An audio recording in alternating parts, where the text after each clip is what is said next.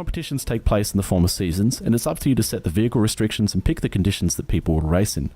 This is a great way to set up some interesting rivalries with like-minded friends. Play games in the world with an average of 12 million active players each day. Getting together a team of like-minded friends is one of the best ways to enjoy this game. And to the right, you'll find a room that has a guy named Ken Collins. You fill up your V gauge to unlock your V trigger, which is also unique for every character. For Ryu, he unlocks his Denjin state and he's able to use his Denjin Hadouken. Bison does his double teleport attack thing, and it's pretty damn awesome. And Akoli goes Super Saiyan, which is even better.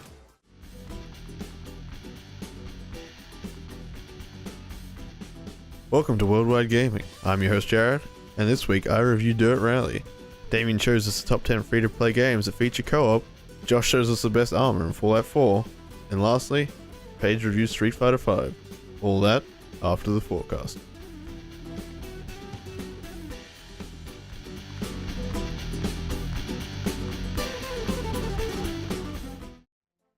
The next game in the Kirby franchise is here, adding a new mechanic to change up the gameplay. Titled Planet Robobot, this game adds a mech that Kirby can pilot, which also copies the abilities of enemies.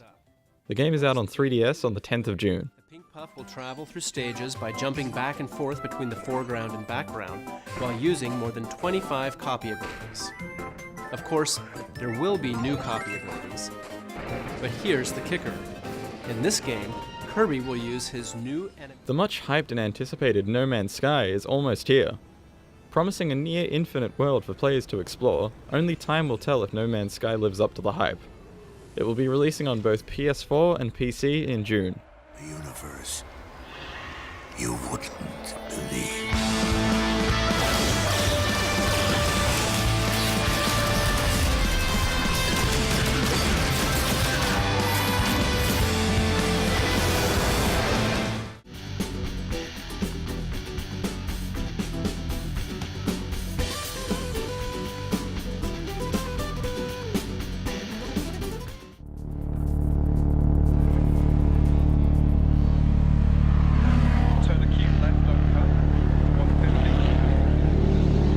Codemasters have always been at the forefront when it comes to both racing games and technology, with both Dirt 2 and Dirt 3 being early adopters of DirectX 11, and while I was hoping that Dirt Rally would be an early adopter for DirectX 12, it wasn't.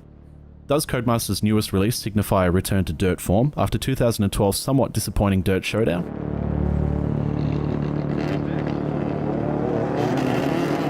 If you're coming into this expecting all the over-the-top modes and cars from Dirt 3, you're probably going to be in for a bit of a shock, as Dirt Rally is pretty stripped back in terms of bells and whistles, and aims to focus entirely on the rally experience as you might expect from the name. What Codemasters have managed to create here is a brutally accurate simulation of rally driving. It's a lot more tense, the stakes are a lot higher, and it's a lot more about your skill rather than the parts you put into your car, though that does help, sometimes.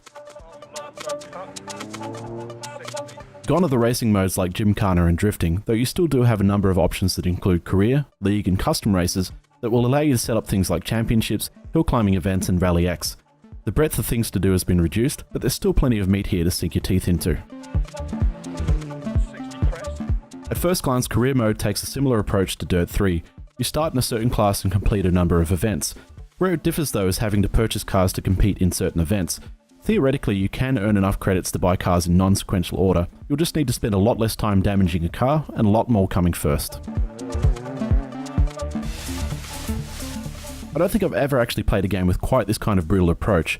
Much of the damage your car takes is persistent, so if you smash your headlights in one race, you're going to have to deal with that in the next race. You'll also find the game is unforgiving of those who total their cars as well. If you wipe out in the first bend of a race, that's it. You'll forfeit the championship you're in, regardless of how well you were doing up to that point. It's a lot more realistic and forces you to take care of your car if you want to see it through to the end of a championship.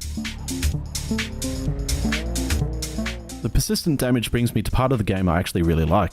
It's insanely difficult to maintain a perfectly intact car during the kinds of conditions you'll be racing in, and while the damage does carry over, you can hire a team who'll work on your car between races.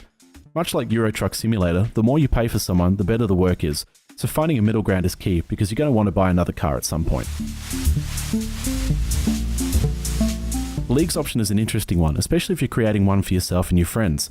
Competitions take place in the form of seasons, and it's up to you to set the vehicle restrictions and pick the conditions that people will race in. This is a great way to set up some interesting rivalries with like-minded friends, or if you're the braver sort, you can join one of the bigger leagues and see how well you do against people worldwide. The hill climb mode is just a tiny bit insane, as the cars are completely over the top in terms of power and handling. The idea here is you're trying to get to the top of a really big hill with more twists and turns than any reasonable person will want to navigate. These races are really long and are the perfect way to test your skills with some truly awe-inspiring vehicles. Rally X is a little more familiar to me, with a grid set up at the start of each race. For the most part though, you'll only see 4 cars in the races. The goal here is to get the shortest time possible over a number of heats. I wouldn't say this is as exciting as the rally maps or hill climbing, but Rally X is great if you're after something short. Each course in Dirt Rally looks amazing, and Codemasters have gone out of their way to pack as much detail in as possible. Everything looks and feels like it should, from the frozen cliffsides to the ample forests that are oh so terrifying to be flooring your car through.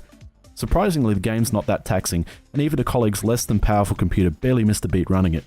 Sadly, this also means I have much less opportunity to blame the frame rate for my terrible driving.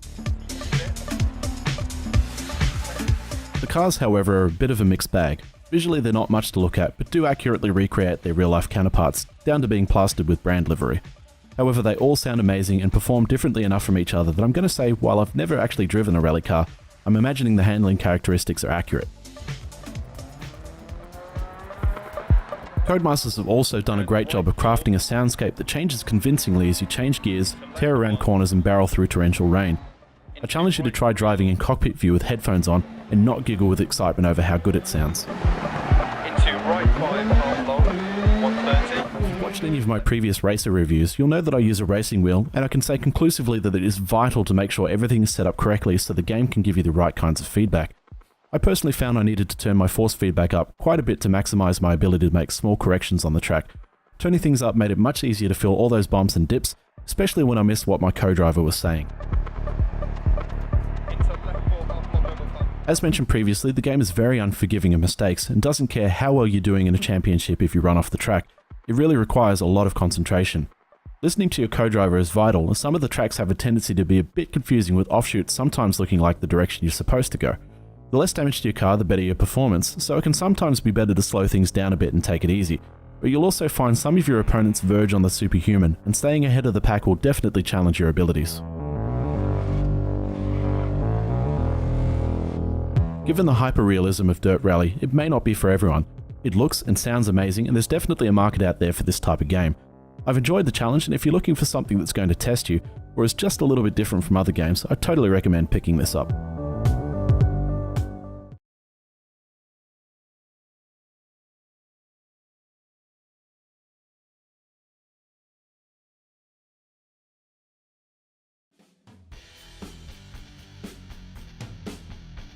Welcome back from the break, guys. Up next we have the top 10 free-to-play games for friends. Do you think we missed any? Let us know on our Facebook page. In the number 10 spot we have League of Legends. LoL is one of the most played games in the world, with an average of 12 million active players each day. Getting together a team of like-minded friends is one of the best ways to enjoy this game, and it's very rewarding for those who work together.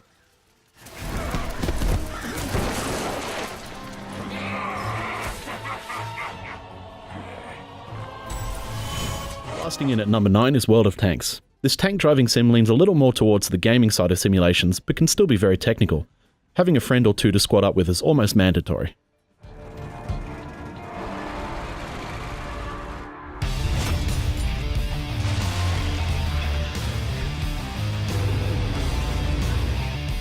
At the number 8 spot we have another MOBA in the form of AirMech. This sci-fi inspired multiplayer game tasks you with taking over the enemy base, and like all good MOBAs it rewards a team who can play well together, perfect for friends.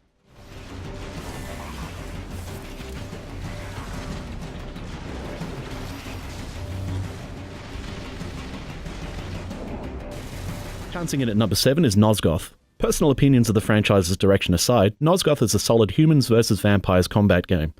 The vampires get access to innate special powers, while the humans rely on gadgets and weapons to take on the menace.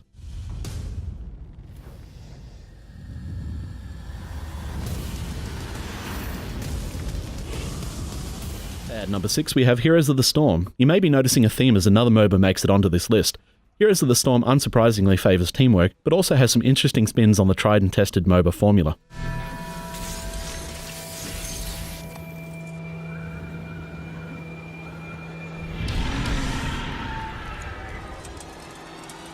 And at number 5 is Dirty Bomb. This first-person shooter demands coordinated team play and feels a lot like Team Fortress with parkour elements thrown in. There's a wide range of mercenaries available to fit pretty much any playstyle. Funds have been secured. Extract the prototype intact from the arriving CDA train. We're not soldiers. We're hired guns. And at number 4 is Smite. Featuring Greek, Roman, Chinese, Mayan, Hindu and Japanese gods, Smite is played from a third-person perspective that makes this MOBA feel a lot more action-based. You'll have hours of fun with friends.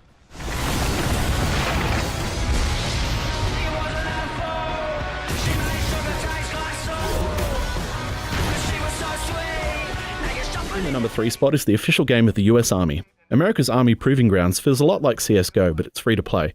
Being a tactical shooter means that a squad of skilled friends is often the key to victory. As a team, so don't leave anyone behind. Good luck. Over. Fire Team 1 will take out the enemy positions across the courtyard. Fire Team 2 will move to the objective. Just missing out on the number 1 spot is Path of Exile. This action RPG takes place in the dark fantasy world of Rayclast. A strong online economy, deep character customization, and competitive PvP combine to make this a great experience, especially with friends.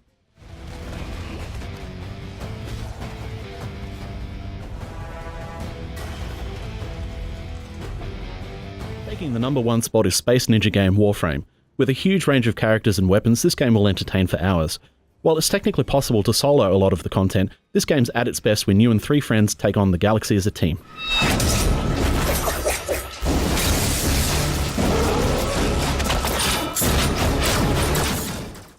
Hey guys, my name's Josh, and today on WG101, I will be showing you guys some of the best sets of armor in Fallout 4 from unique to combat to power armor.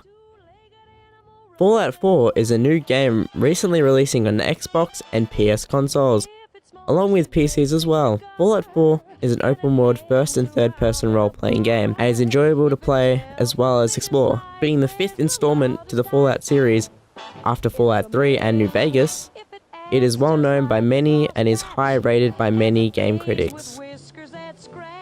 In-game, you will find many variations of armor, which you can collect and mishmash to create powerful sets of armor. The 3 sets of armor that are commonly found are unique sets, such as costumes, funny masks, and suits, combat armor, which is armor that gives good defense against bullets and hits from most enemies, and the big sets, called power armor, which is a suit of heavily defensive armor that a player can enter, which will enable them to succeed in fights and clear heavily populated place due to the increase in armor. So let's talk about the unique armor. There are many sets of unique armor that you could find throughout this exciting game. Here are the 3 of the best ones you should keep a lookout for. So let's talk about the Silver Shroud armor. This cool looking piece of clothing you get from completing the mission Silver Shroud will be found in Good Neighbor. Good Neighbor, you have to go into the memory den, and to the right you'll find a room that has a guy named Ken Collins. Ken Collins will give you a mission to become the Silver Shroud. You have to adventure to Hubris Comics, which is located west of Swan's Pond if you've been there. Once at Hubris Comics, you have to venture to the top floor, clearing out all enemies and other hostiles. On a mannequin at the top floor, there will be a Silver Shroud costume. You will need to pick that up and take it straight back to Kent Collins. Once arriving at Emery Den to Kent Collins, you will give the costume to him and he will give it straight back, but with increased stats. It has a damage resistance of 42, and will give +1 agility and perception. This armor can be upgraded through quests from Kent at level 25, 35, and 45 to a very high damage resistance. The second piece of unique armor that you will find will be a mascot head in form of a bear. You'll be heading east of Diamond City to the DB Technical High School. Explore the facility until you find the basement where you find Bosco, who is wearing the mascot head. You will have to clear the area by killing everyone, and that's including Bosco, and you'll find the headpiece on his body. Now yours for the taking. This headpiece isn't the best in damage resistance, with it only being 2, but gives a cool look to your character. The final piece for the unique armor sets, which I'll be showing you, is Grognak's costume. Derived from the comic book Grognak the Barbarian, a comic book that you can find throughout the wasteland, this piece of armor will be unique and a good addition to your collection, especially if you are a melee character. This piece of armor will require you to go back to Hubris Comics and search throughout the top floor where you should find a shelf with the costume on it. This piece of armor isn't that good damage resistant, but it does make up in all its other stats.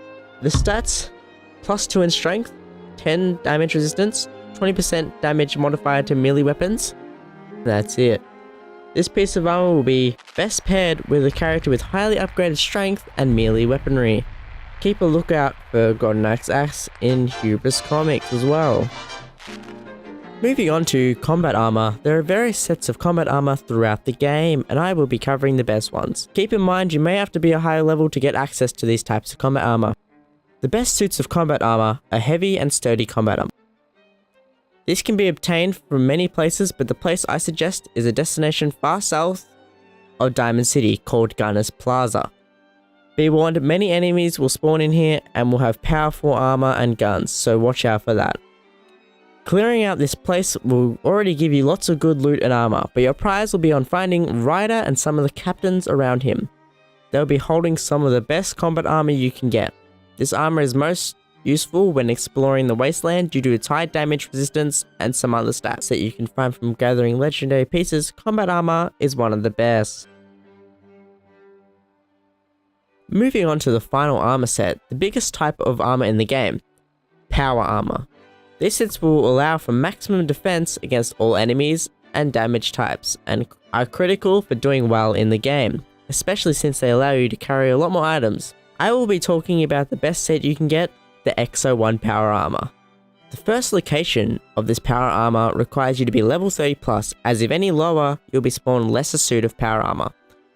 The location is on the way to Fort Strong. As you're walking on Nordhagen Beach on the way to Fort Strong, just off the side of the main road, you'll see a little military style building, which inside contains the armor. Exploring near this location will spawn the armor, so make sure you leave getting this armor as late as possible, as the higher level you are when it spawns, the better parts that armor will come in at.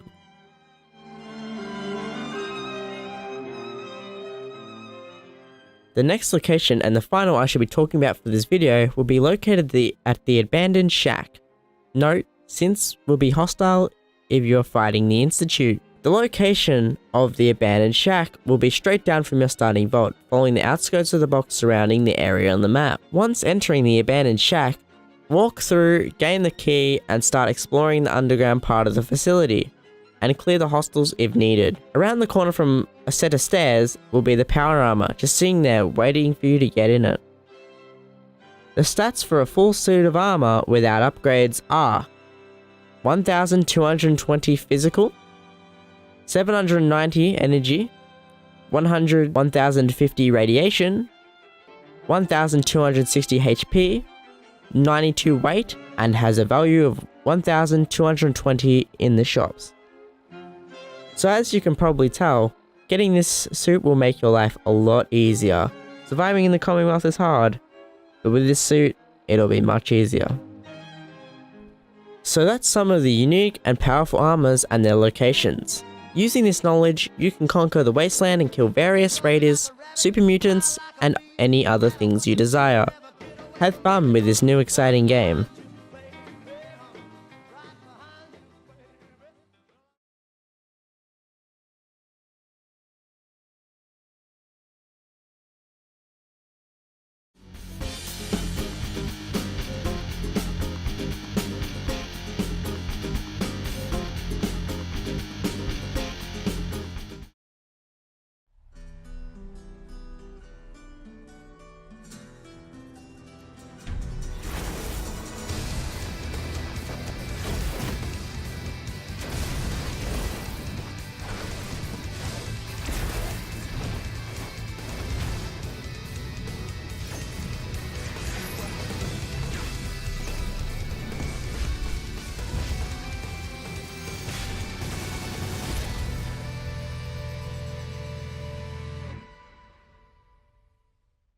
Street Fighter V has been a much anticipated game for a long time now. Ever since its announcement, the hype has been unreal. Street Fighter 4 was a massive success among casual gamers and hardcore gamers alike. It's been too long since we've seen another Street Fighter game, and Street Fighter V doesn't fail to impress. I think what a lot of people were dreading about this game was that it was going to be a copy and paste Street Fighter 4 with a new paint job, but fortunately, it doesn't feel like that at all. In fact, it offers a whole new experience, while staying true to the franchise and the old fundamentals of the game.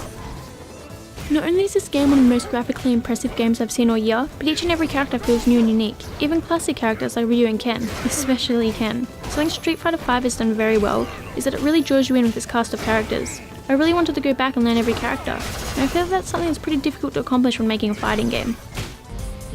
As of writing, there's 16 playable characters, including 4 new pretty interesting characters, with more to come in the near future, as well as characters you'll be able to eventually buy with in-game fight money.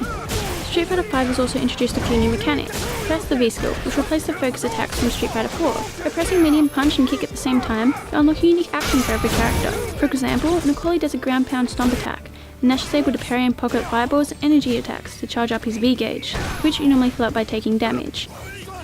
You fill up your V-gauge to unlock your V-trigger, which is also unique for every character.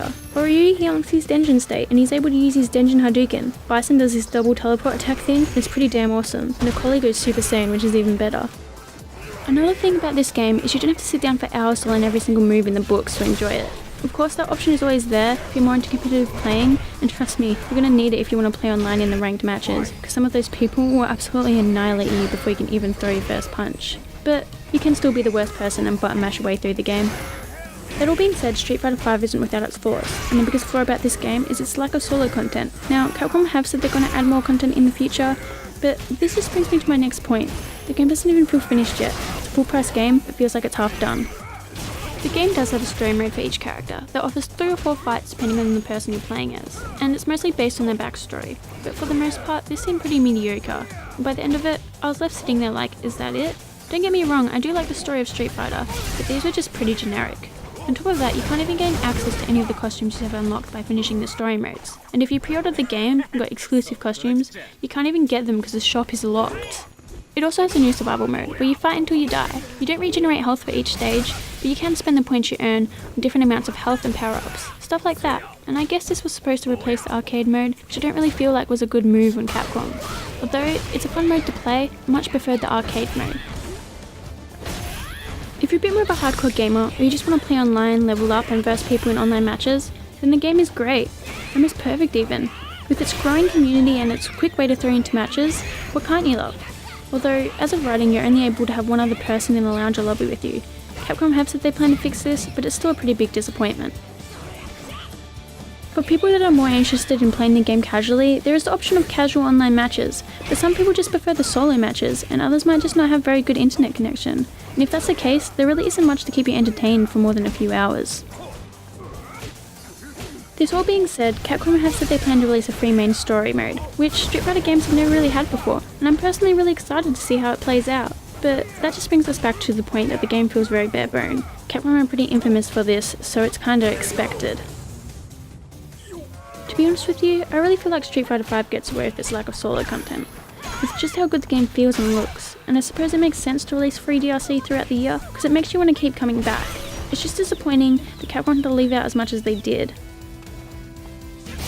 All in all, I love this game. A lot of people really seem to be enjoying it as well, and keep in mind that this is a review of the game when it was first released, so there's so much more to come.